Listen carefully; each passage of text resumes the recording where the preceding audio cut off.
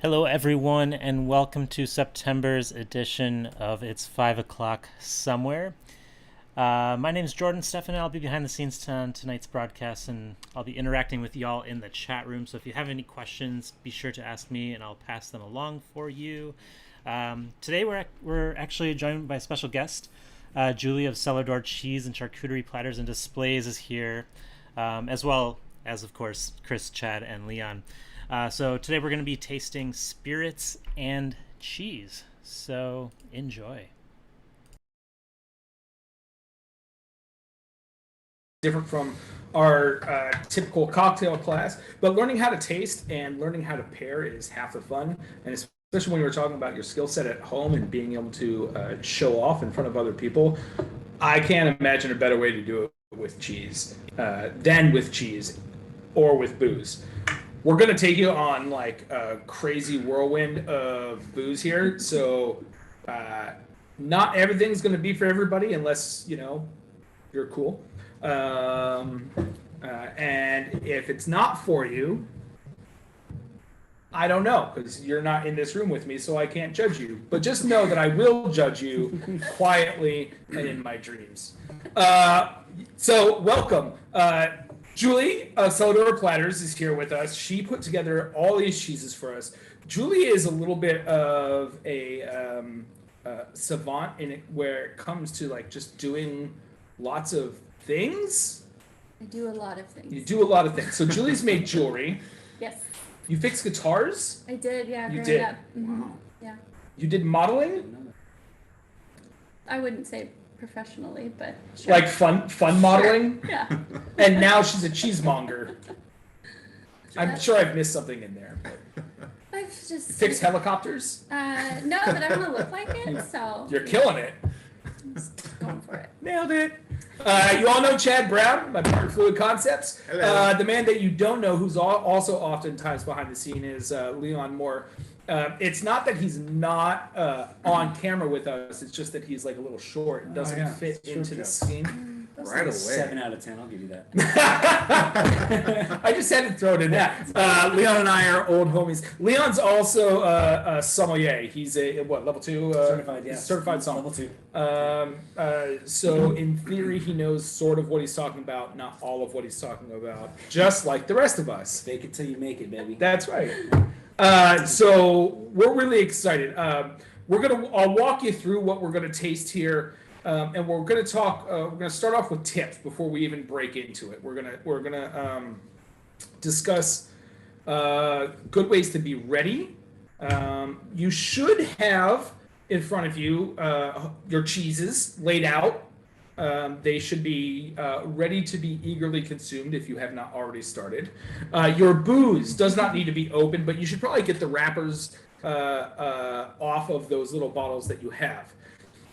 These are the bottles. We're going to start off with the Junipero gin. Some of you might know Junipero, but this is their brand new packaging.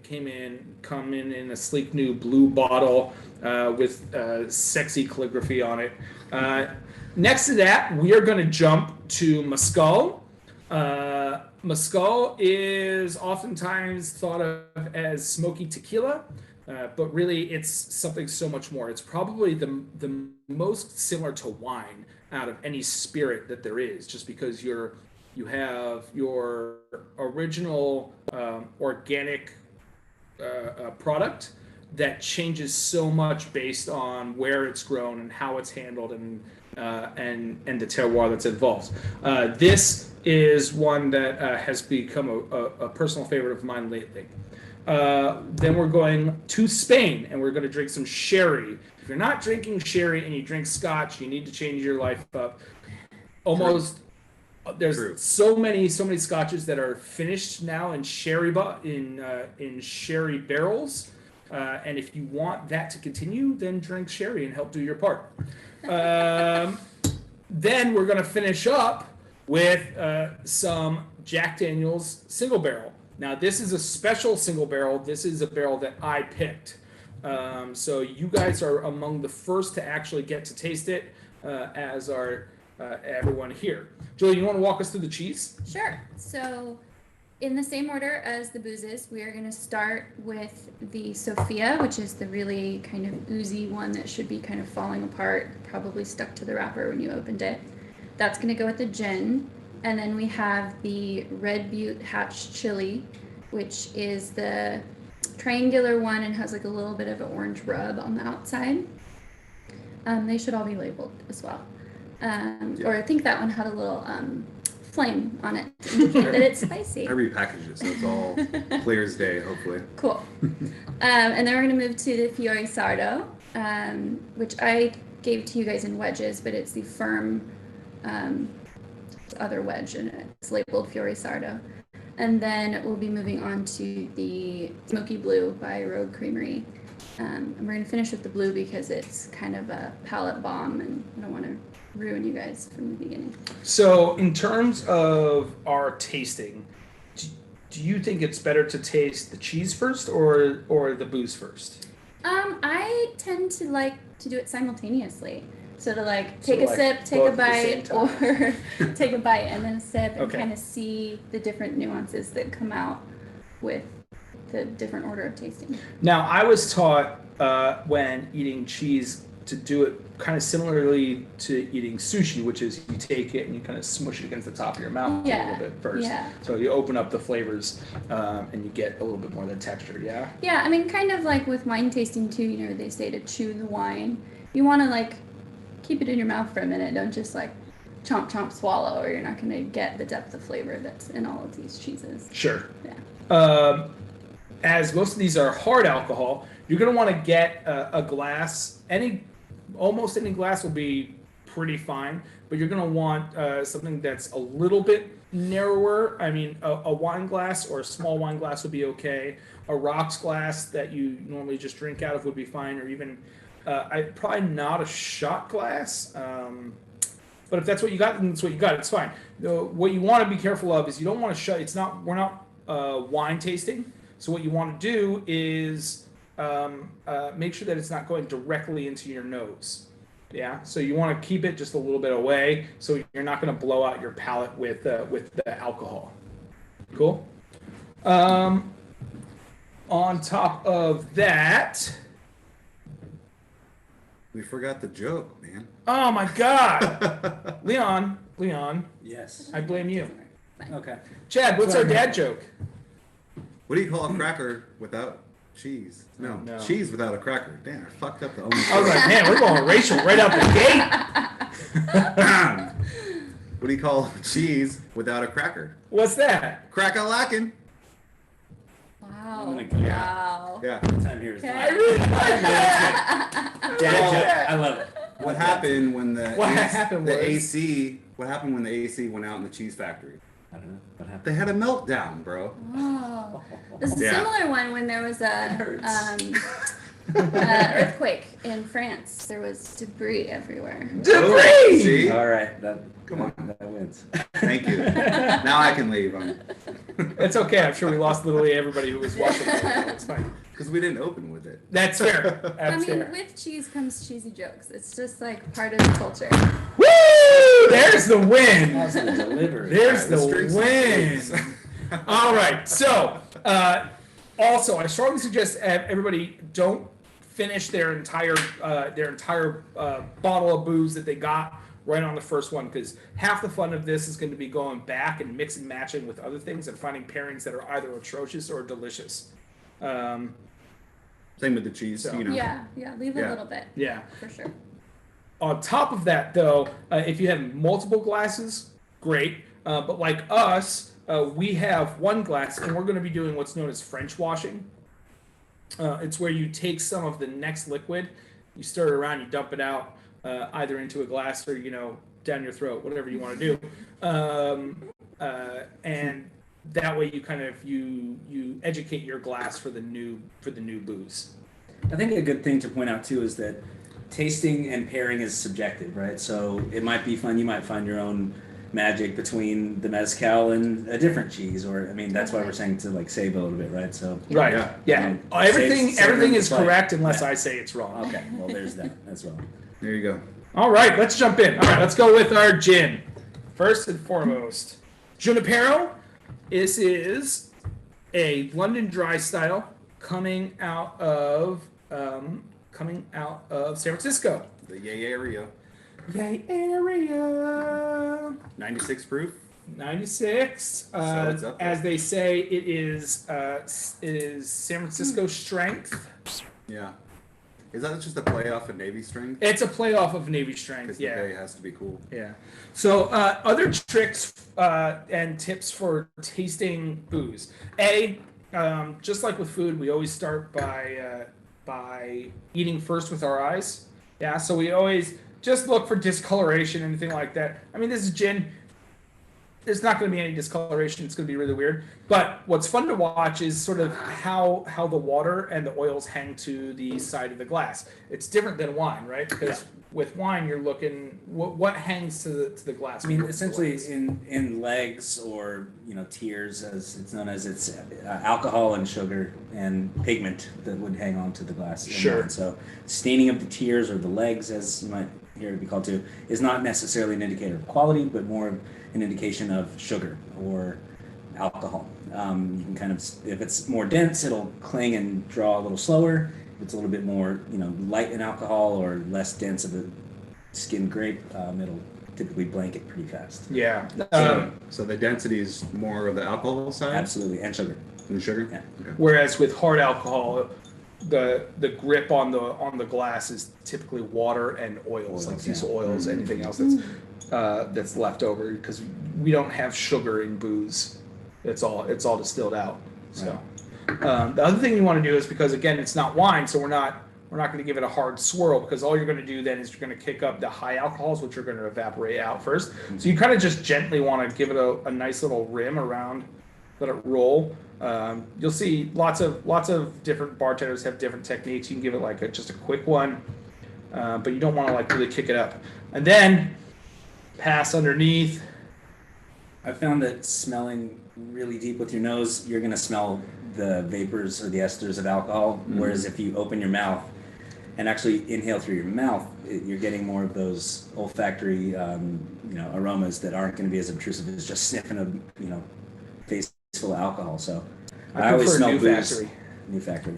So jeez, that was bad. I always breathe in through my mouth, but that's just me. I find Yeah, I've heard of that. more nuances. Yeah, I find that also you dilute the alcohol vapors, Right. so you can draw them out a little bit farther, a little bit more.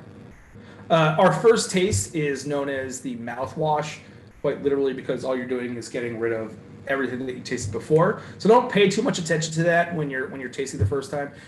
Swirl it around your mouth, coat your mouth. It's going to be a little uncomfortable probably at first, unless you're an alcoholic like me and Chad. Warm gin, baby. Warm gin. Other than that, so give it a little bit of time in there.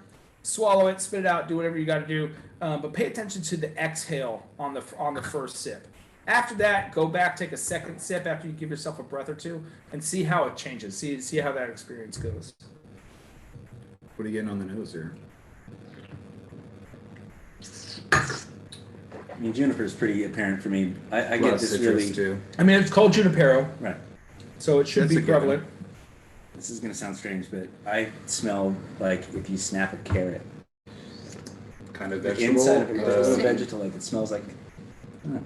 Think about I'm it. mostly getting herbs, like straight up, like rosemary, even thyme. Thyme. Sage a little bit. Yep. Mhm. Yep. I get some Green herbs. citrus, like Grapefruit. Mm-hmm. like grapefruit pith, not like grapefruit juice, Right. but like grapefruit pith. All right, let's move into the cheese. All So right. this guy is real runny. You'll see that it's separating from the rind, and that separation is called the cream line. There's nothing wrong with that. It's actually something that people look for in cheeses to see if they're ripe. And if you taste the different parts of the cheese, you'll get a little bit different nuances of flavor. I'm going to start with the cream line because it's just my favorite part, so I want to dig in So there. what's the cream line? The cream So the line is cream the line is- actual creamy part. Yeah, where it's starting to pull away from the more dense center. And how do you tell, what does a ripe cheese mean? Like, it just means that it's ready? It depends on the cheese. With this one, this is a soft ripened cheese, so it has a geotrichum mold rind, much like a brie. With that style of cheese, they ripen from the inside out. Or, nope, I have that wrong. Sorry. They ripen from the outside in. So the outside is going to be gooier and more liquid, and the inside paste is going to be much more dense. You don't want to buy it when it's like too runny, because then you have to eat it like immediately. This is like Delicious. peak ripeness. If we waited a day, it would probably be moving past its prime a little bit. Fuck me, that's good. I have a random question that I don't know cheese. I buy goat cheese from the store and it's like tightly packed in the thing. If that start running, is that a sign that it's going bad, or it's just a process of? It's kind This of kind just of goat it's cheese. process. It depends on what you're getting specifically. Oh, okay, 'cause they're all if- different. Yeah, if you're getting one that doesn't have a rind and it's just solid Yeah, paste, it's like just a like the classic ball. chev, Okay. you don't want that to get too far. Basically, the main key things with cheese to look for is if it smells like ammonia, don't eat it, Okay. and if it has pink mold, don't eat it. Oh. But blue mold's fine, just scrape it off a little bit. Oh, that's good to know. Yeah, pink mold is dangerous. I've thrown out a lot of blue moldy cheese. Oh, no need. Unless, I mean, it also isn't going to taste good in all cheeses. So if it's permeated through enough. Well, sorry guys, for recording in a store. Somebody's calling me. They probably want Michter's or Calling me. Blanton's or Pappy Van Winkle. Plants? I got that, Pappy. You know. I heard the podcast about Yeah, the plants. plants. Yeah, the Blanton's, yeah. Very good. It's lovely. This Back to is this soon. a spectacular pairing. What I really love about this, forgive me, answering machine you should pick up here in a minute. Or not. I have another cheese joke. Go. I love this cheese. It's so good. This pairing, it started off very citrusy, botanical, almost medicinal. Putting these together, or going from the gin, going into the cheese, going back to the gin, all of a sudden becomes really floral. I'm getting like lavender. I can get that. I'm getting Oh, right when you said that, lavender. Lavender. I feel like it tastes like a marshmallow, like together. There's Yeah. something about the sweetness that comes out in both being put together that is kind of like ice creamy, marshmallowy. Also, the texture reminds me of ice cream a little bit. If you guys have any questions at any point in time, go ahead, type them into the comments. Jordan will read them to us and let us know. Someone's calling again. Maybe it's a question. Maybe someone's calling in. Calling the wrong line. We should have a. This is lovely. You guys should definitely share this video with all your cheese and spirit loving friends. Nice now. Julie, where can people find you on the social medias? All of them, really. Instagram, I'm on there constantly. We're doing a live right now. Cellar Door Platters is my Instagram. I also have a website. It's cellardoorplatters.com. Facebook, everywhere. So is I don't that know. your own company? Cellar Door? Oh, okay, nice. Yep. Closing out cool. my third year, actually. Did you She's a cheese boss. did you do the Basil Hayden one at Perry? I did, yeah. That's where it I made me go. did. Someone's really, knowledgeable about cheese. Would they be called a cheese whiz? Absolutely. Whoa! Man, we even I got got that all one. night. we even got like back of house That one was line. off the cuff. That was off the cuff. I'm really. That was my third joke. Just kidding. Woo! All right, more booze. More booze. I need more booze to be able to handle this. All right, so we are going to move on to the Metiche. I'm allowed to finish it, right? Oh, you do your thing. Absolutely. Chug it, chug it, chug it. All right, chug it. I'm not 22 anymore. And can't hang like that. You are only as old as your liver tells you are. Definitely not 22 anymore. Yeah. Oh, one more random question. Can you eat the outside? Absolutely. Is it just cheese? Yeah. Should be good Yeah, with some the- honey. Absolutely. It would be Sweet really kind good of with set it honey. off, yeah. Yeah. Like the Some album. preserves. Yeah. Yeah, I often will eat chèvres and kind of runny cheeses like this with honey or preserves. Yeah, the So this sweetness is all just goat really- cheese. Yeah, this first one is just solid goat cheese. Man, that outside is. Yeah, you and know the what? I'm darkness going that's back. going through I there. know I said we were going to move on. I'm going back. One thing I want to say about this one, a lot of people mistake the dark marbling for actually blue, Mm-hmm. but there's no blue in it at all. It is a vegetable ash, and it is used it's used kind of in two purposes. One, it acts as a preservative, and it also changes the pH balance of the outer skin and the inside so that they can control and prevent certain molds from growing. So Now, it's does that used in get- the cheese making Does process. it get added in at the beginning, or does it get added in through like somewhere in the middle where they're like, okay, now we've got to adjust? It depends on the specific cheese. There's a lot that use molds or vegetable ash, most famous being Humboldt Fog, which you guys are probably familiar with. That one and this one, since it has that layer, they're layered in after the solids have been formed. This is so cool. On my cheese, I get this like little bit that looks like watercolor Yeah. of that ash that's just coming down through the It's creaminess. beautiful.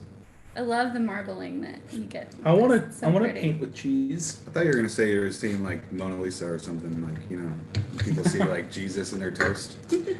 Jesus and the cheeses. Jesus. Oh man. Jesus. We're on fire. Let's drink some mezcal. I'm Speaking of fire. like 0 for 8. Yeah, let's get spicy. Mm. All right, gonna give this a little French wash. We're just gonna we try not to use water, but you know It dilutes it with water. it's fine Yeah. if you do, but we try not to just because it changes sort of the experience within the glass, and it rinses everything out, and it literally dilutes your drink with water, just like Leon just said. Rinse with wine when you're drinking wine. Rinse with booze when you're drinking booze. If anyone needs a palate cleanser, crackers are a good little palate cleanser. They don't just have to be a vehicle for cheese. They can be. That's why I've been a really good rebound. I tell all my friends, crackers are great palate cleanser. I was wondering where you were going with that. I know. I was wondering Wow, this too. is beautiful. I got a bottle of this at my house. I've been sipping on this all week. It's delicious. So good. It just smells like green. Yeah. It's like Does green, it? Green peppers. That's really Yes. funny because to me it smells red. Okay, red pepper. Like red peppers? I get red, but it smells very vegetal and green. I've heard a lot of different I feel things, so like I jalapeno coming through. really love hearing people's experiences with this. This is definitely an aggressive alcohol, flavor wise. The proof is it's 40. See, I feel It's 40%, so more it's of a not even that. sensation It's of not even that alcohol. hot, Yeah. right? Like you're not getting a ton of booze off this, but you're getting a ton of flavor. I love that the main aroma that I get is not tequila or like mezcal. Right. It's more the vegetal. Yeah. Well, and Pepper. that's a good mezcal. That you're a well-made mezcal. You should be tasting the plant. You should be tasting the agave, right? Which is why a lot of like agave purists and people who love mezcal, they only drink blancos, right? Because as soon as you start adding wood and age to that, you're reducing that makes sense. original flavor that's in there, because it oxidizes. You introduce tannins and whatnot from the wood, so you lose some of that. And sometimes that's fine, right? Like sometimes that's the point. Yeah. It gets its own character. But you always start with the Blanco. Now, what makes this one kind of great is it's made from the Salmiana plant, which is an agave, which is pretty rare. You don't find a lot of agave distillates being made out of Salmiana. As well, it comes from San Luis Potosi, which is a state, not Oaxaca, right? So you like 90% of your mezcal is coming from Oaxaca, just like with tequila, like 95% of your tequila is coming from Jalisco, thank you, jeez. I was trying to remember too. So, Didn't want to be say it. so that being Full the year case, like this, this is a really unique expression of agave. Which, I mean, you can make the argument that all agave spirits are unique, but this is something. If you're not deep into the agave world, you probably haven't come across something like this. And what I love about this bottle also is that it's just not terribly expensive. So this has kind of been my current, when we're just sitting around the shop and we're just like having something to sip on, this is what we've been What does this one go for? sipping on. About $50. It's not bad. Nah. It's very beginner Mezcal? friendly. Yeah. What's that? It's very beginner friendly as far as it's not super smoky. Very, very smooth. Ugh. Hate Drew, that was for you. I don't know who's watching, but no, it's very lovely on the palate. It's not overly aggressive in the smoke. No, so what I get off of this is like the smoky quality that I get from this is more of like smoked paprika. It's not like Yeah. smoked wood. Yeah. It's Yeah. not like I was gonna say roasted Subtle. red pepper Yeah. on the Subtle palate. smell. roasted red pepper. Mhm. I get like sun-dried peppers, sun-dried tomatoes. It's quite briny too, like saline, salty Yeah. a little bit. Yeah. That's delightful. Not like your typical super smoke heavy mezcal. Yeah, it It's- doesn't hit it's you in the just- face. It's just lovely. Yeah. You know, a It's lot kinda of delicate. those mezcals that are really smoke heavy actually tend to be some of the not as well produced mezcals. Your artisanal and your ancestral mezcals are sort of all over the map, and the smoke influence is not something that is concentrated on quite as heavily. There was definitely a period in time where everybody, and I'm sure a lot of people, you know, who are watching, still consider mezcal to be smoky tequila, right? And that's just not the case. Yeah. The difference is that mezcal is cooked in an earthen pit versus tequila, which is cooked in an oven. Man, going from the gin to the cheese to this now, like this is such a different experience. It's so different. almost. It's Okay, taking so my we're palate a minute going- to adjust. So tell us about this cheese. Okay. Now this one's a hard cheese. Is it, or this is a medium cheese? I would say it's like a semi-firm cheese. Semi-firm That's cheese. a little I'm semi. gonna leave those jokes alone. Yeah. Sorry. So this one is called Red Butte Hatch Chili, and it's made by a company called Beehive Cheese. They're mostly famous for their coffee rub cheese, Barely Buzzed, which a lot of people are probably familiar with. I'm This not. is That their sounds great though. Yeah, it's super good. It's espresso and lavender, and it's What? amazing. Nice. But this is their newest edition, and it's named after a nature garden park in Utah where they're from. And they actually are donating, I can't recall the percentage, but they're donating a percentage of all sales of this cheese to that park to help keep it going. That's awesome. So it's like a good, feel-good cheese too. They're a great company. I've worked with them a number of times. They're Now, awesome. what's the difference when you end up with soft cheese and gooey cheese like Yeah. this, and you end up with semi-firm cheese like this? What do you mean? Like what's the difference in the process Does it sit longer? that? Is that what you like? It starts from the very beginning. Cheesemakers usually have an intention of what their cheese is going to be when they are picking out what cows they're even going to have or what animals they're even going to have, because certain breeds lend themselves to better types of cheeses. So cheesemakers often from the very start know what they want to do. Sometimes mistakes happen.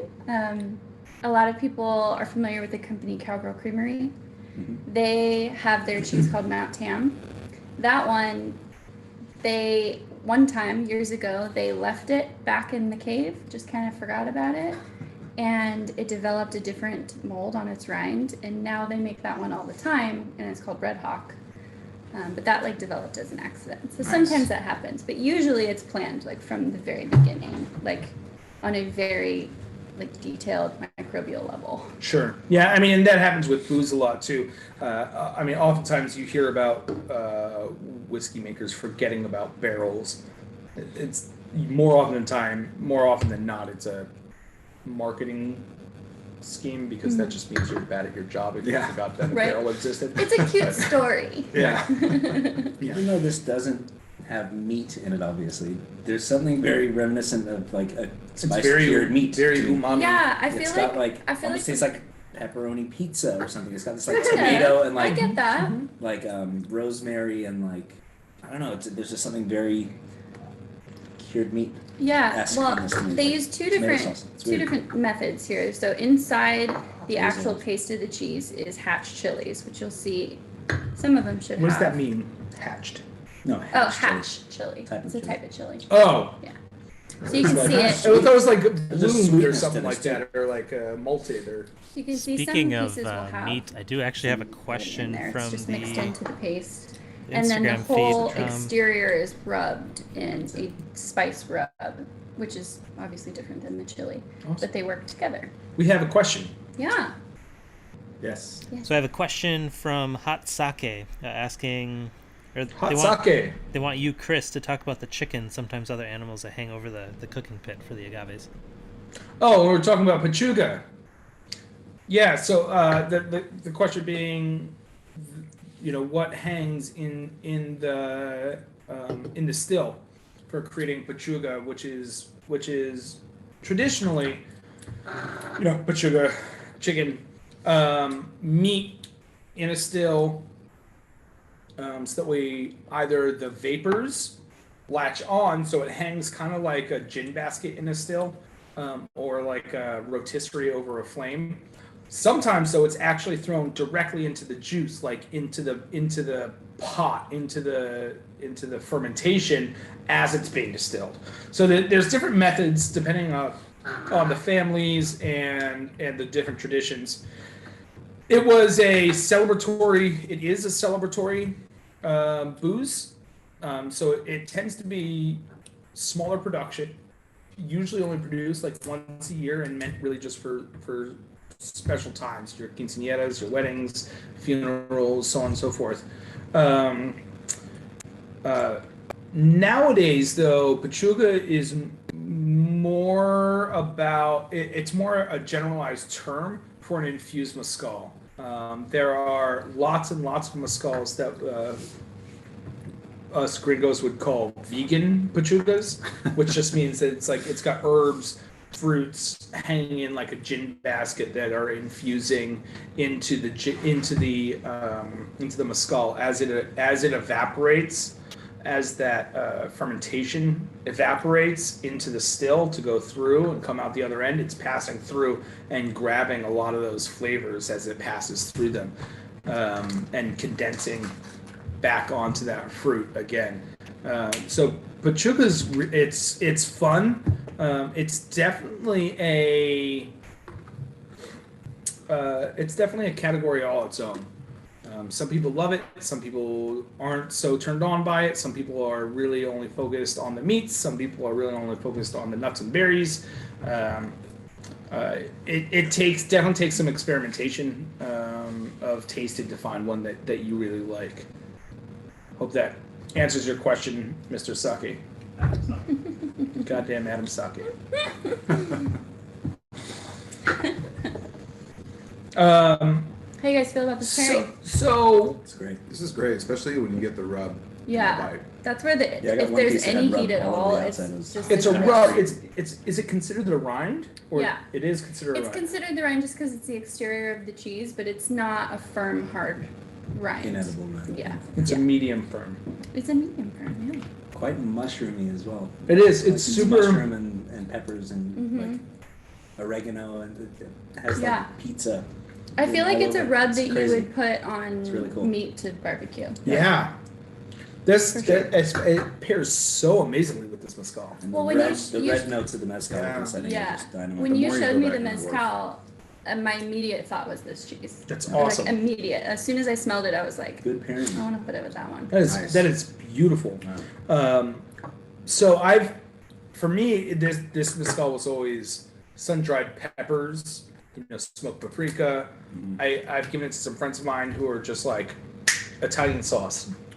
like tomato sauce like, all day, every Exactly day. what I meant. A friend of mine was so convinced when I tasted her on this, she went downstairs into the store immediately and bought one of Jason Poole's jars of Bloody Mary. And just like, drink that. That's what I'm saying. My taste is Right subjective. away. Like I smelled the inside of carrots on that gin because Yeah. I was Well, cutting you're carrots obviously this wrong. morning for my kid, and I was like, "Oh, that smells like something that I smelled this morning," and it was carrot. I don't know, Yeah. strange, but It's the great thing about You get each you our get, own, you right? get carrot on a lot of things. So I mean I've been tasting with you for many years. maybe there's a compound that I need to learn how to identify other than just inside of a carrot. But, Because you remember there was Yeah, it's a got to be called something. vodka, like a hopped vodka. Who made that hopped vodka? oh yeah, that was in the rabbit days, right? Yeah. Yeah, I forgot her name. Somebody made a hopped Yeah. vodka, Probably literally meaning like dry hops in vodka, Wasn't it? and it tasted like hops and vodka. Who was it, Wasn't it Anchor? Jordan? Was it Anchor? It was Anchor. The Hophead. Oh, it was vodka? Anchor. Anchor So Distilling, yeah. It was. same company Yeah. that makes Junipero. Although now they're known as Hodling because they split off Oh, because okay. Anchor Brewing got bought, and so Anchor Distilling couldn't use the name anymore. And once you said it smelled like fresh cracked carrots, Yeah. I could never smell anything else. Right. It's weird. Yeah. I can't get away from it either. It's such a fresh smell. I'm like having a hard time even placing it. Try Having it. not Get a smelled carrot it in a while. Snap Like, one and you'll see. Tell I me feel I'm like it's wrong. such a Well, fresh. actually, That would have been magic if I busted a carrot. Anybody got a carrot? Got a carrot? got a carrot. All right. Whoa. Sherry time. You got music. Oh. Hey. Oh, was that Mike? Adjusting it and it just clicks music. And just start playing music. I don't know, that was interesting. Hopefully none of you guys heard that, but I heard that, and our guest cameraman heard that. We're gonna move on to Sherry. We're gonna do a French wash on this bad boy, definitely, because that mezcal's gonna be real strong in that glass. So I'm a total sherry newbie. So Just Enlighten all me. you need to know is the song. Oh, Sherry. My sherry. Okay. We got more. Sherry is super rich in history. It's from not in sugar. classically the southern region of Spain called Jerez. Typically uses the Palomino grape.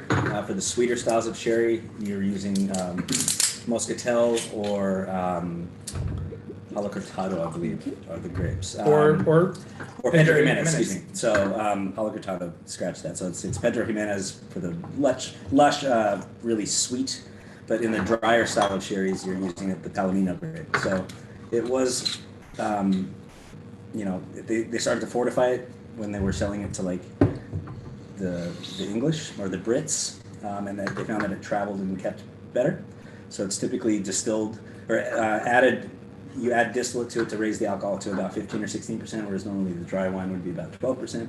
And it undergoes kind of selective, intentional oxidization, usually under like a cap of yeast known as flour. Not like the floor, but FLOR, like flour. flour. like flour. Like flour. So it will create this really nutty, like almonds kind of a note on the nose. You're going to get briny floral characteristics, chamomile, maybe thyme, some citrus. It's incredibly versatile, really lovely briny acidity to it. I'm So it's excited great for this with cheese. meat and It's great really with good. cheese, great with, Don't they disrupt the floor sometimes, and Yeah. depending what type of Yeah, they sherry do. they're So going then for? you've got like a Cellar process where they're getting, really old sherries and blending it with really new sherries, and they're doing it in multiple stages, adding old to new, and they kind of The sort of it's a fascinating process. simpleton It is, yeah. version of Solera process, which is not accurate by any means, but just so you get an understanding Right. of what it is. Like, let's say that you have one of those water pitchers with a nozzle on the bottom. A Solera process, in theory, would be that that as you empty that water bucket and you fill it back up, that water bucket never goes empty. From what you drink before out. before it's empty. Totally, Yeah, so you never Yeah. never let it go empty. You always break it down to like a quarter of the way, fill it back up. Kind So of in, like a fountain. so in theory, yeah, kind of like a fountain, like a chocolate fountain. I was thinking like a cheese Or a fountain, cheese but fountain. you know. Come on, chocolate cheese. We're professionals. Obviously, that's not really how it works. what we're talking about is bleeding barrels into barrels underneath them, and then rotating those. So what you end up with is an exponential aging process of booze, because you're always, it's like another way to think about it would be like your great grandmother's sourdough bread starter, Gotcha. right? Always gonna be Yeah. some of that old. Yeah. Always some of that new into it, That's a or great That's a one. good or sour mash whiskey, right? Where you're taking some of that old ferment and you're tying it into the new fermentation, so that way you can kickstart it faster. It's the same way with aging this sherry. Is you take some of that old, you put it into the new, and you kick it up. And you take, so you never really know exactly how old a sherry is. That's why you're not really ever going to see like age statements, except for like when it's bottled. But you can see when it started, and in theory, you might have like a few molecules that are in there at that point in time. You will see some like booze, like rums that are quote unquote Solara cask or Solara method. Some of them are, and some of them are more like what I described, which is like the water bucket version, which is technically not Solara, but no one's there to like go, hey, no, bad, Yeah. don't do that. And you mentioned sherry finishing products and sherry cask earlier, and I found that almost everything I've tried that has been finished is pretty good. I mean, the finish in the sherry cask is just adds that little touch. And if you're a fan of sherry, and I don't know, there's a lot of companies doing it now, right? Not just Scotch. Well, not and just- I mean, there's a lot that have done it, that have always done it, yeah. and it's just traditional. So, do your part. Drink more sherry. And this is a drier type of sherry. This This is Manzanilla. Manzanilla. Manzanilla. So the Fino and Manzanilla sherries are going to be the drier style. When you get to very rich, dark, almost like motor oil, Pedro Jimenez or PX as it's sometimes known as, those are going to be very dark, very sweet. This is, I have to this say, is more this of is an different than aperitif. I was expecting. Super nutty, right? What were you get almonds. expecting? I think I was expecting, I mean, I don't really know. I've never really had sherry, so this is like completely new to me. But I think what I just associated with sherry was like deep, dark color and maybe like a syrupy sweetness. Yes, Yeah. that would be like the PX. PX. Yeah, Pedro Jimenez. But that is not this at all. No, this is- The entirely majority of sherry consumed by the Spaniards is this. Yeah. The drier. This- And it's, I could drink this enjoyed whole very cold. Yeah, It's a this sherry is cobbler. amazing. That's the point. If you have not consumed sherry at some point in time, like you're playing yourself. It's a bad rap, and it shouldn't. It's an Yeah. amazing. And it's not Fascinating. expensive. I was gonna say it's always affordable, right? This bottle I think I sell for like $14. Yeah. Like it's Right. stupid good.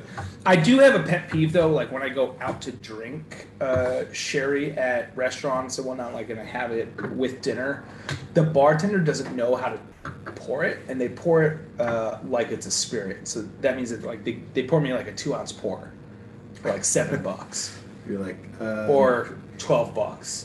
How It's should only I be like poured? what 15 or Like 16%. it's a glass of wine. yeah. So Okay. at least Yeah. at least 6 4 ounces. This is 15%, so this is like a strong Yeah. California wine or something like that, right? Mm-hmm. But And I just not as high hate as to see it when they're regular like, spirits. in the jigger, here's some sherry. Oh, that bottle costs you $9. Yeah, I know. Fucking put it in. This is really great with the next cheese Yeah, too, 'cause so- it's Oh, yes. salty and Yes. briny, salty. Yeah. This cheese is getting harder. So this next one that we're tasting is called Fiore Sardo. It's also known as Pecorino Sardo. It's from Sardinia. And it's just like, as far as Pecorino goes, I think this has the most depth of flavor for Pecorinos. I get so many floral notes out of this one. Even when I was cutting the wheel open, the aroma of fresh flowers or like a fresh meadow was just like filled my face. It was amazing. I love the idea of you going to buy wheels of cheese. Well, I don't go to buy them. They come to me, but yeah. Ooh. Well, that's even fucking better. I order them in wholesale. So. Yeah. What? Oh, that's really good. Where do you think some of those floral notes come Mad at how from? good it is? Tell me how good this cheese I was. think a lot of it is the the grazing pastures that the I was cows gonna have. say it's what the cows eat. Yeah, and It's- this is a raw Cellar, milk cheese. right If anyone didn't know that, I'm sorry. Some people are worried about that. I don't know what does that mean. Non-pasteurized. Yeah, it's non-pasteurized. So raw milk gets a really bad rap in the U.S. We are like the only country who, Right. strips everything away from the wrong. yeah. It really there's just more chance of there being bad bacterias, but with the health food standards that we have in this country, it is like almost impossible to get bad bacteria even in a raw milk cheese. It has gone through such a process to get where it is on your plate. Like no listeria is getting in there. I mean, it can happen and it has happened, but it's very, very rare. But that's like the main thing people hate on it for. But with raw milk, you really get so much more flavor and nuance, and you can really taste the seasonality of it and what the animals are grazing on and what you can almost picture their meadows that they're going through and just grazing.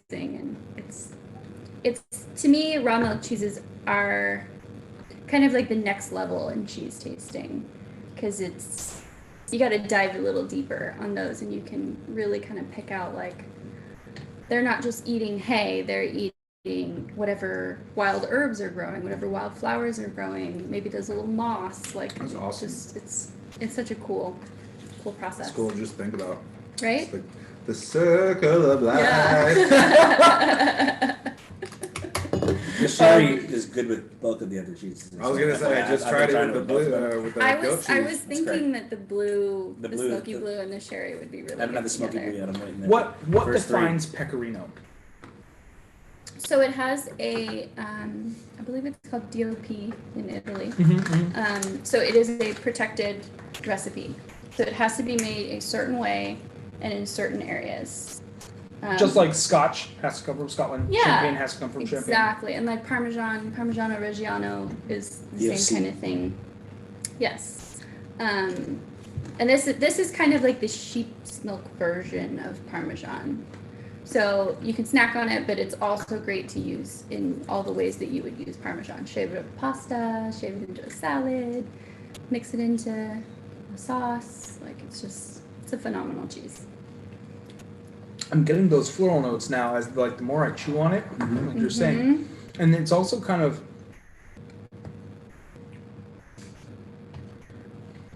eucalyptus-y? That's not a word. Eucalyptus like? Like the tree. Like, yeah. Like a bright menthol. No. Like Some- towards a Yeah. Some people, mid-palate.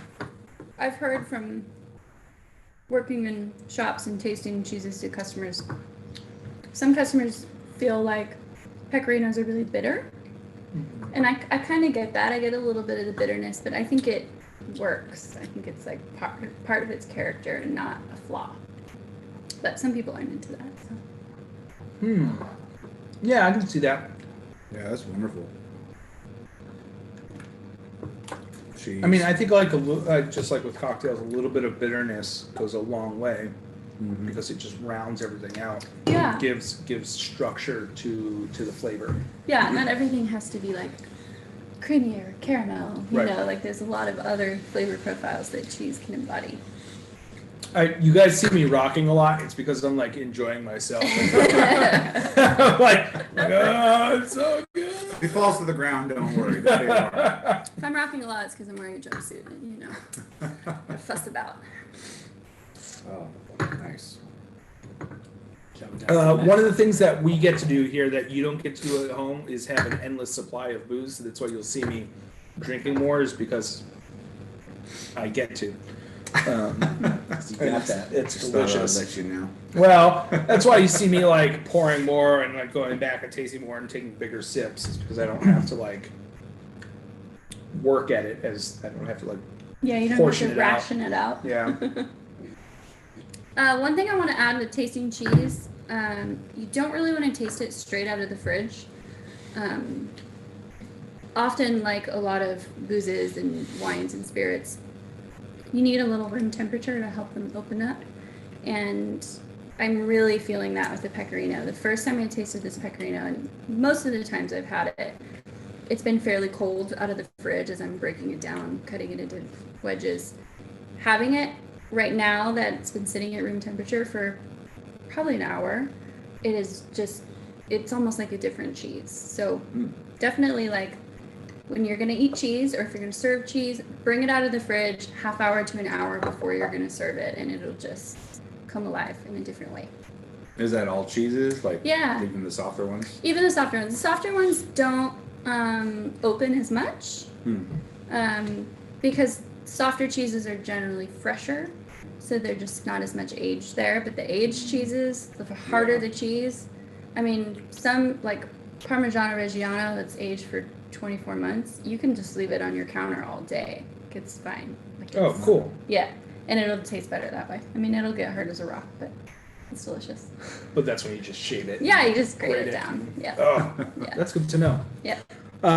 Going back and forth between the sherry, because both are kind of nutty, right, on their own. But like going back and forth between them, I'm getting some like red apple, mealy apple. I was thinking experience. apple cider vinegar with this a little bit. Sure. Yeah, I definitely get some of that. That's. I mean, I think I'm sort of numb to a little bit of that vinegar note. That I think it's just based on how much I consume. Because I do this all day, every day, as I sit up here and I experience other booze and people bring stuff to me. So I think my palate's gotten maybe a little bit numb to some of those like not nuanced. I've experienced other nuances, but some of those more abrupt ones, Yeah. I just sort of gone nose blind to maybe. My first thought when I had my first sip of this was apple cider vinegar. Not like overwhelming, not like sipping on apple cider vinegar, but just like a kind of an undertone of it. Yeah. Oh man! All right, well, I really like that. whiskey. It's whiskey. Again, I am very excited for this. I hope you guys are excited for this. This was my pick.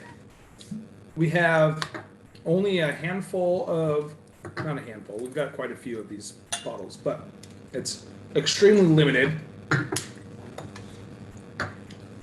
in what we have because it's a single barrel. See how he's saving it for himself in that little cup?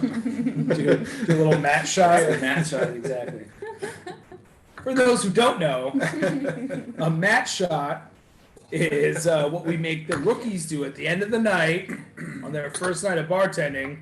Take the bar mat and we pour it into a glass. Or working in the kitchen. Oh, really? When I worked at Block, Oh. I never did it, but yeah, some of those boys would try to make me. Damn boys. Honestly, it's not that big a deal. It's mostly just like melted ice. It's just gross. It's like Fear Factor, right? Like Yeah. nothing that bad. It's not just gonna like kill it's you. more Grosser in theory than yeah, it than it actually is, Yeah. right? Stings the You nostrils. nutty guys got mad flavor. Jordan, I really hope you made that joke for everybody else to hear and not just me and Mike.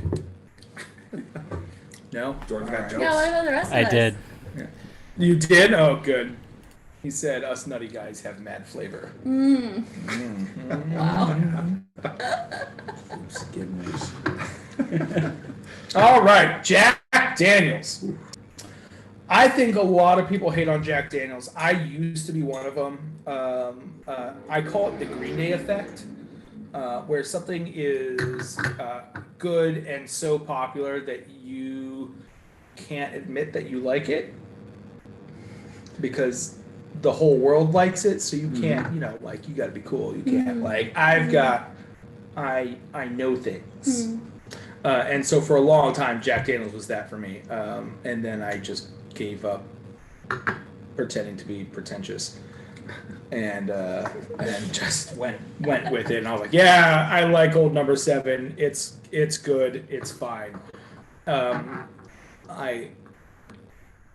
As being like one of the top selling alcohol brands in the world. I mean, they are like Number Everywhere. 2, number 1, I think Tito's is like the only brand that outsells them right now, and that was groundbreaking.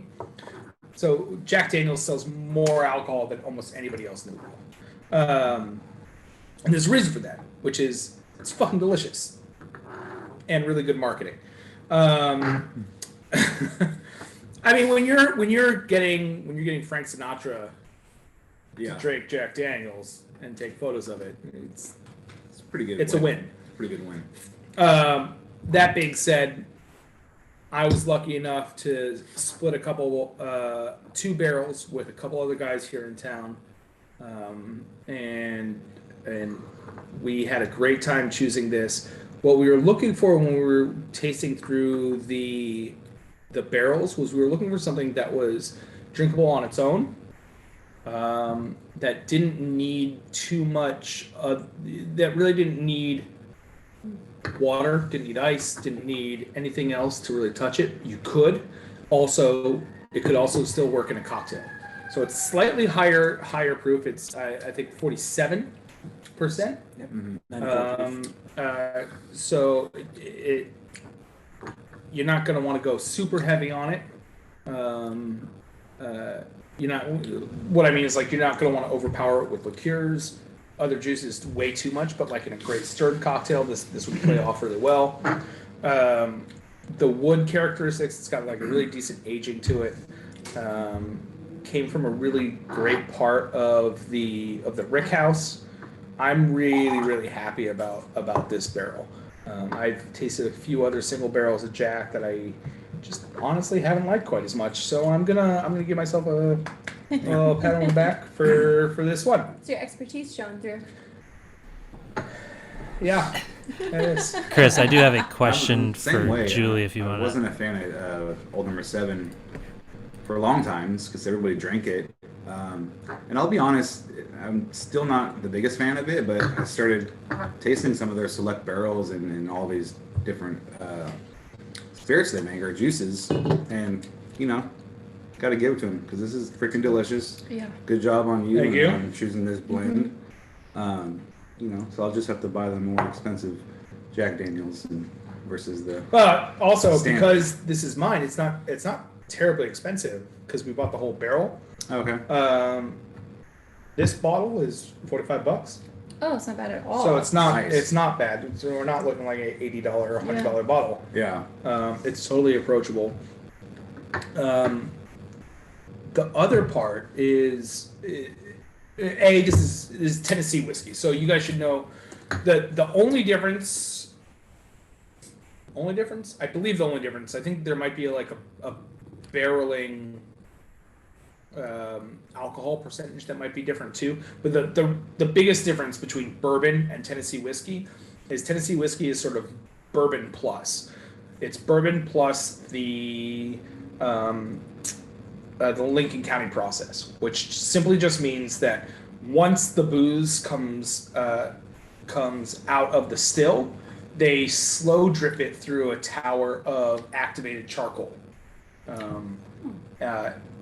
Some people, I think, will like fill up a chamber and let it sit with activated charcoal, and others, like Jack and like Dickel, will just drip. I asked a friend of mine who works for George Dickel a little while ago, like how long it takes in theory for that process, and they said they estimate a single drop of booze will take. I feel like I'm gonna misquote this. 3 days to go from the top of the stack to the bottom of the stack. Wow. And that's how long it takes of just that drip and how tall that stack of activated charcoal is. And it just So it's goes filtering and that goes out, and huh? goes and goes and goes. So that's sort of how long it takes. For Old Number 7 has this. It has its own unique flavor because you're never going to find anything like it, because they lean into a chemical byproduct that almost every single whiskey shies away from. And I want to say it's called diethyl tetra something. And it's what makes it taste like bananas. Like when I taste Jack Daniels and I taste Old Number 7, like it tastes like That's why runts. I don't like it. It tastes like runts. It tastes like bananas. And I It tastes hate like, bananas. and that's what it tastes like. All the expressions above that have that gone. Either it's come out through barrel aging, or the distillate is not meant to go into Old Number 7, and so they know that they're going into barrels, and so they age longer. And so it doesn't have quite as much of that like banana characteristic. But Old Number 7 is Old Number 7, and it's just like it always tastes that way, and that's how you know you're always drinking it. Yeah, you can tell.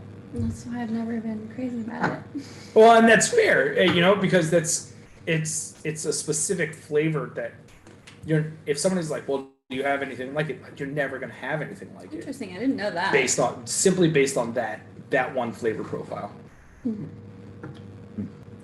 What's this cheese we're eating with it? So this cheese, we're gonna move on to the blue, and a lot of people have hang-ups about blue. But even if you're not a blue fan, I really urge you to try this one. This can convert a lot of people to blue cheese. I'm not a huge blue cheese fan, and I'm almost finished with this whole piece. Yeah. This is really This is it's great. hands down my favorite blue cheese. Yeah, I don't know why, but it's never clicked for me unless I have it with something really sweet. Yeah. But I'm not eating this just because you're here and like to be nice. I'm crushing this cheese. Oh, It's great. Yeah, I mean, I think if you haven't really dove into cheese much, most of your blue cheese experience is going to be crumbles on a salad, which they're fine. They're great on a salad, but that's not what you want to be doing a spirit and cheese tasting with. The thing that I love about this one is it's a smoky cheese, which, in my experience, a lot of smoky cheeses taste kind of like hot dog water to me, or smell like that. And I think a lot of you probably know what I mean. Like there's a synthetic kind of smokiness that a lot of cheeses have. But this Is one it because they're does using not. like liquid smoke? I believe so. I mean, I'm sure every Which is smoked toxic cheese is a to bit eat directly. different. It might just be like washed in it, or it just depends. But this particular one, so this is made by Rogue Creamery in Oregon. They also just had a bunch of fires roll through there, and they need our support. So please buy their cheese; they're amazing. But this one, it's cold smoked over hazelnut shells. So it's not That's really cool. It's not a wood smoke. It's a like straight up hazelnut nutty smoke. Nut smoke. Yeah. That's so bad. Why am I always with a bunch of dudes? Anyways. Yeah. We're gonna make delicious. It's delicious. Are we making masturbation jokes now? Maybe. So it has just a very different quality of smoke than you get in typical smoked cheeses. So that's one of the things that I love about it. I also love the texture and consistency of it. Super creamy. It's creamy, but there's also like a little crunch in there. Yeah. There's a different. It's not sticky. Yeah. It's not gluey. Which I think like Humboldt Fog is kind of gluey. Yeah. A Humboldt Fog is closer to the Sophia that we were eating earlier. But yeah. It's almost cheddary too. Yeah, it's got that bite. Quite sharp. It was Yeah, delicious. it's one of my absolute favorites. And I really, so typically blue cheeses are paired with sweeter things like dessert wines. And it'll probably be stunning with that sherry. I didn't try it, but I'll go back to that. But I first started eating it with bourbon and whiskeys when I did that Basil Hayden's event last Christmas, basically. They tasked me with pairing cheeses with their lineup of bourbons, and the Smoky Blue was like hands down everybody's favorite pairing. And like since then, that was almost a year ago, and since then I like think about it all the time. And every time I have bourbon or any kind of like really good whiskey, I'm like, I want that Smoky It comes Blue. out kind of like plummy Right. when you're pairing the two. With the bourbon, or the Tennessee whiskey in this case, or in bourbon, I guess you could say too. Like this has a really rich quality of like figs and like fruitcake. Yes. So it has a perception of being sweet without the being sweetness. sweet. Yeah. Vanilla on that. Pretty cool Totally. little pairing here actually. I feel like you know, tasting and smelling vanilla in a bourbon is like, okay, everybody gets that, but that's the first thing that hit me. It's like a big old vanilla bean in the nose. I think what's fun is in this, I don't think in any of the others I felt as strongly about it, but consuming the whiskey first and then taking a bite of the cheese, like that cheese cools off. Yeah, it coats your mouth. The heat from the whiskey and allows you to Absolutely. just kind of like Yeah. And I Yeah. encourage you to Experience eat it by itself. Totally. Like if you can't, if it's a little much for you, then eat it with the cracker, but try even just a tiny bit of the blue by itself without the cracker, because the cracker does add a different flavor component. And it's just one of my favorite cheeses in the world. I love it. Delicious. So now we get to play. I'm excited about that like was going. like the order, but So there's 4 of us, and there's 4 of these. Let's spin the wheel. Okay. So, Chad, is there a mix match that you want to do? Thinking about it, I'd want to do the gin with the smoky blue. Boom! Jim with Smoky Blue is Chad. Julie. I like that idea. I want to try the sherry with the smoky blue. Not to overplay the blue, but I've been Boom. thinking about that one for a while. Ludo. I'm sherry with the Sophia, the first one. Well, you don't get it. She already chose the sherry. You got to choose another one. But Well, in that case, I would say the. I'm mostly like just telling Leon no. I know it's fine. I think the mezcal Oh, would like be really she's good. already involved. Yeah, that's good. Mezcal The with. mezcal with the first one as well. I think. Boom. All right, I'm going. I do I'm going have by a barrel question pick. quick if Okay. you want to pass this got a along to question? Julie. Yeah. Is there a cheese you recommend for someone that is lactose intolerant to go with their whiskey? Is there a cheese that you recommend to go for someone who is lactose intolerant to go with their whiskey? So, fun fact about cheese, most cheese actually contain little to no lactose. So, in part of the cheese making process, the actual lactose is eaten up to become cheese.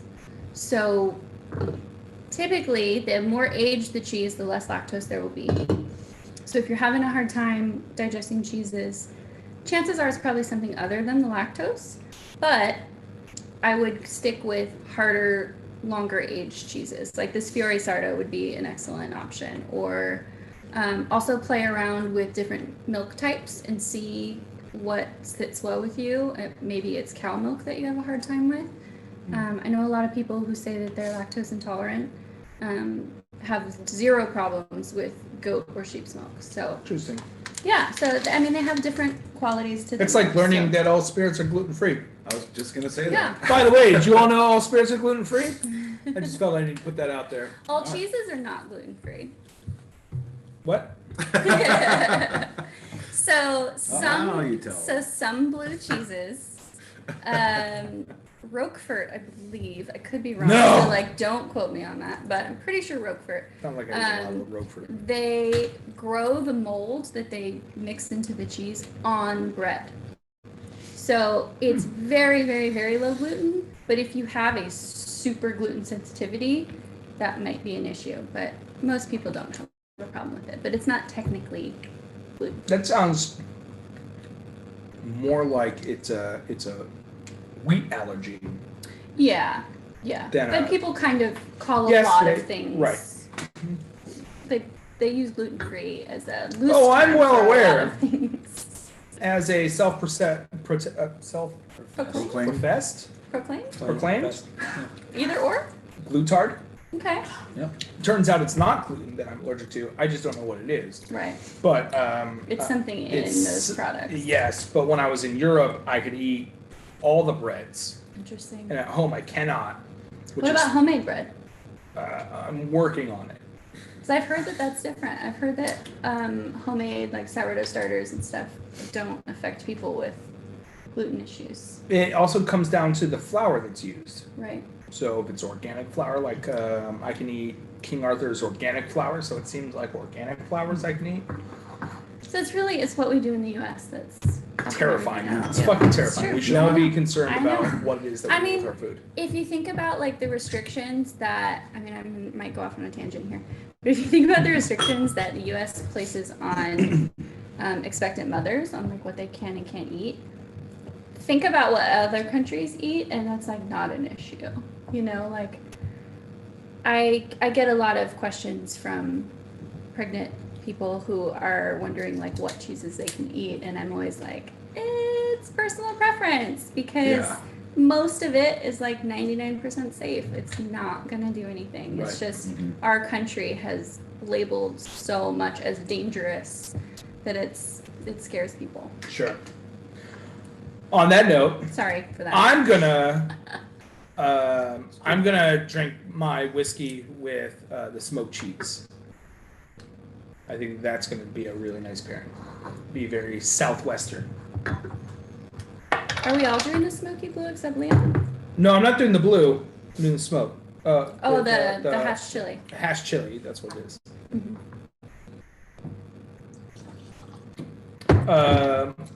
On that note, though, no, I'm gonna leave it alone. Jeez. A question for me? Yeah. Lovely. Question for you. Have you looked into sulfite allergies? I have not looked into. The question is, have I looked into sulfite allergies? I don't know if Jordan has said that like for everybody to hear or just for me. So I'm repeating it. Thank you, Jordan. I love you. I have not looked into sulfite allergies. That's a great question. I will do so. I do know that when I drink certain red wines lately, they've bothered me more. And definitely old world wines tend to bother me a lot less. So maybe could be a thing. What do you think about sulfites there, Leon? I think sulfites are necessary in wine for the most part. It helps Why is keep that? them stable. When you don't have sulfites, you know, it's you're trusting too many variables. Temperature, organisms that are alive literally inside a wine. I mean, sulfites just kind of help level the playing field a lot more. I mean, they use sulfites in old world wines as well. I mean, Very true. Yep. it's not really a sulfite allergy in my experience and research, but you know, I don't know. It's a gray area. Well, there's that a I'm not huge willing difference to- also between an intolerance and an allergy. Yes. I mean, there's and then a disease, right? I mean, Does very different natural things. wine have those too, or is that something Natural that- wine does not have sulfites, Not typically, no. or at But, least I mean, not added.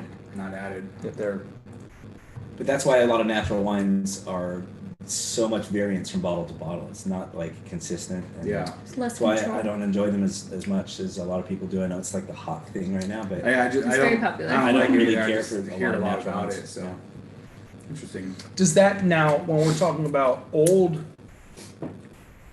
producers who just happen to make natural wines that fall into that category without stating it, like natural wine, It's just how they've been doing it. right? That's just the norm. I mean, But when you're talking about not appreciating it as much as maybe like the rabble, I'll say rabble because it's Leon. Are you referring mostly to new winemakers, I mean, or are we talking about winemakers that have been around for generations that like more so still- probably new winemakers, Okay. I'd say. Winemakers that are kind of catering to the trend. Yes. Well, I It's like putting gluten-free on your I label would say I instead of feel the same gluten-free. thing about gluten free. Yeah, which is if it's on there, You should more try likely than not, this. I'm Yeah. gonna look at you It's sideways. good with the smoky blue, but I just tried it with the hatch chili. Yeah. Yeah, And I did too. That's good. Ooh, The What hat did you chili find? with this bourbon is spectacular. the smoky Is blue it? is good. Not as good as with the bourbon, but I don't know. It was just like it kind of Maybe it's enhanced slow the to- gin. To Really? sip a gin, bite of that was just. I had a little bit of the goat cheese on there too. I didn't realize. So Yeah. this had a little cheese Little combo Little going. menagerie going. Well, I have finished my plate. Oh wow. So I just Wow. wanted to show y'all that That's a lot of cheese, man. I have not I been. did not come here to play today. I have not been working hard enough. Now I'm I going to do a love cheese, it's mashup just a of lot. the gooiness with the hatch chili. Oh yeah. That's what I was saying. I didn't Yeah. realize till just now I had both on that, and I'm like, oh, the gin with the hatch, and then I was like, oh, and the goat. Yeah. Well, that's Sophia. Just Yeah. like runs everywhere. She Yeah. just does her own thing. She's crazy. Like She has Mm-hmm. slutty little cheese. Mingles with everybody. That's why All right, we're- I'm gonna why tr- we're friends. Yeah. I love her. I'm gonna try this gin with the hatch. You said sip the gin first. Yeah, Okay. yeah.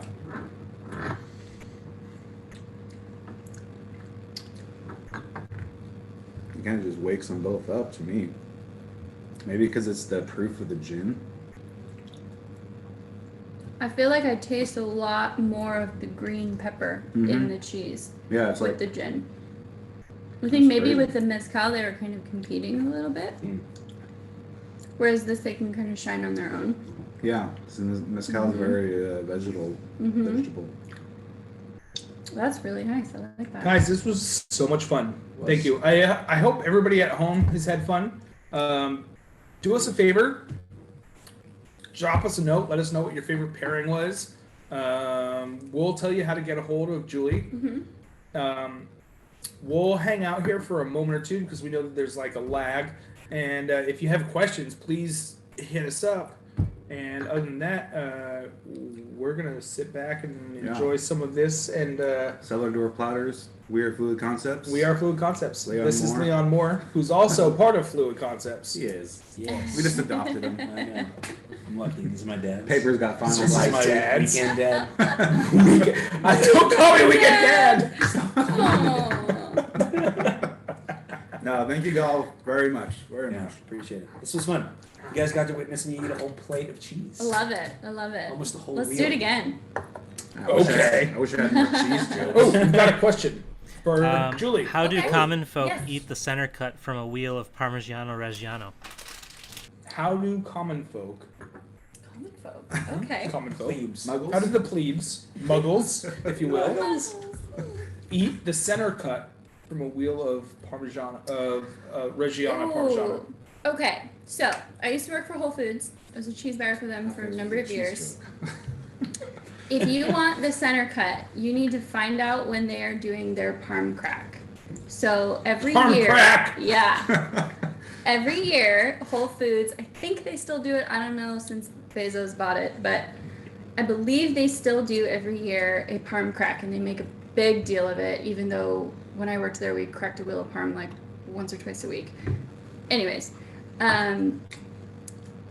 You got to be there when they crack it because chances are the cheesemongers are going to eat that center because it is like the most choice, perfect piece. So if you want it, make sure, look up your local Whole Foods, whatever one's closest to you, find out when they do their parm crack and be there when they do it and just be like, I want that centerpiece, please. And they'll give it to you because they're This is generally nice people. What about Nugget? Have you have any experience working with Nugget or I have at not. least here at Sacramento the co-op? I have not worked with Nugget or Co-op on any official capacity, but I have shopped at both frequently, and they have exceptional cheese departments for sure. So I haven't engaged with the cheesemongers there a ton, so I don't know their level of education and expertise, but they have a very well-rounded assortment. You can find a lot of these cheeses at those places. I know today I just talked to one of the cheesemongers at the co-op, and they have the hatch chili one in right now, which was the only one I was thinking might be hard to find because it is a brand new cheese. What Yeah. a fun name, cheesemonger. Yeah. I want to be a boozemonger. You are are. a boozemonger. You are a boozemonger. It's just not the Sounds title. like we should be like When creeping everything's out of out our of cave. Boozemonger sounds like you're creeping out of a cave. And like, Yeah. hello. Yeah. I Closing a kind of local wish town that for there their was like a barrels. different name for what I do because a lot of times I'll give people my card and they like laugh when they see my title and I'm like, I get that it's kind of comical, but I've worked really hard to be that. Like, this is legit what I'm called. So. Now, to become a cheesemonger, do you have to like pass tests or like how do you earn the title? It's not as regimented as like a small There is one certification that I was going to take this year, and then I decided to defer it due to COVID. But it's called the CCP, so it's a cheese certification, or Certified Cheese Professional is what it stands for. And it's a very rigorous test. It's on the level of like a sommelier test. It's very, very detailed. I already did a lot of my studying for it, thinking I was going to take it this year. But, 2020, the year of the pivot, so not doing it this year. But that's kind of the only, like, certification there is in place. Most of it, to get the cheesemonger title, is just kind of experience. Just working in a lot of different capacities, a lot of different places. I read a book called The Cheesemonger. I can't recall the author's name, but he's from a market in San Francisco. He's kind of one of the first like cheesemongers on the West Coast. Interesting. And he classified it as, there's a number of them, and I'm not going to remember them all, but some of them were like having to trap and kill a mouse, having to ask people to leave the cheese counter, cutting yourself on a cheese rind, or drawing blood on a cheese rind.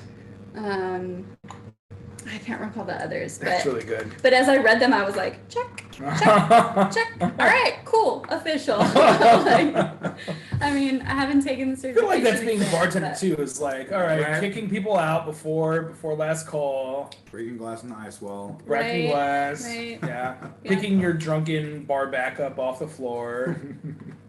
Yeah, I feel like all these things are like rites of passage. That's- totally. That's Cutting kind of yourself what it on- is. Yeah. Wine foil or something. Oh, the wine foil cut is the worst. Like the palm Fresh rind citrus cut on is that. brutal. Palm rind cut is like, if Yeah. you've gotten a cardboard paper Yeah. cut, it's kind of like that, but like worse, because it like will break off and you could get like a parm splinter. Oh, I got Ew. cheese that hurts me. Yeah, leave it- that's why I'll they leave it do in. like that's why I would they yell. make- I would yell at cheese and be like, "Why did you betray me?" That's why they do a big deal about like the parm crack, because it's like, I mean, the wheels are like this big around. They're usually about 90 to 100 pounds, and they're super greasy, and you have to use special tools to cut them open and crack them open. And the rind is thick and sharp, and I have been cut more times than I can count from it. It is, Wow. yeah. But it's also like a cool, like rite of passage, like. Okay, so I guess then if someone wanted your heart of parm, is that the right way? I don't Parm like. crack? I realized this was gonna go like a really Parm. weird way, which I was saying, and That's Mike's terrible. staring at me in the background, like, "Want your heart? What? I'll break a glass over here."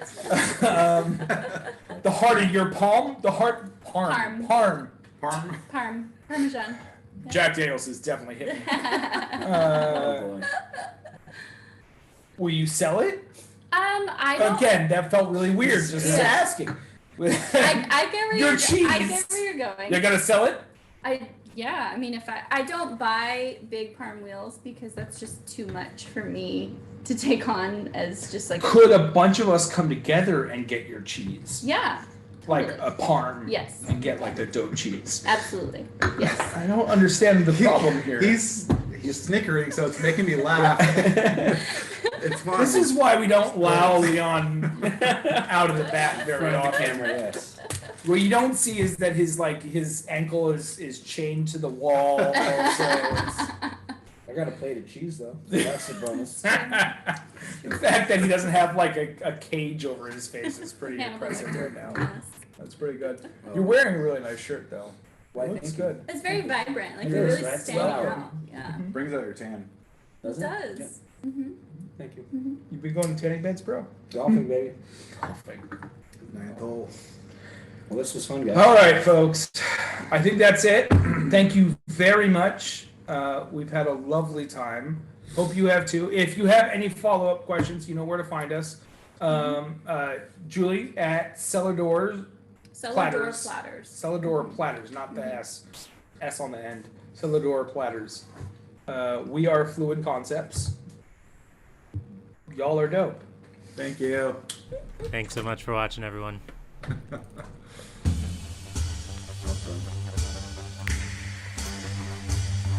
That's a wrap.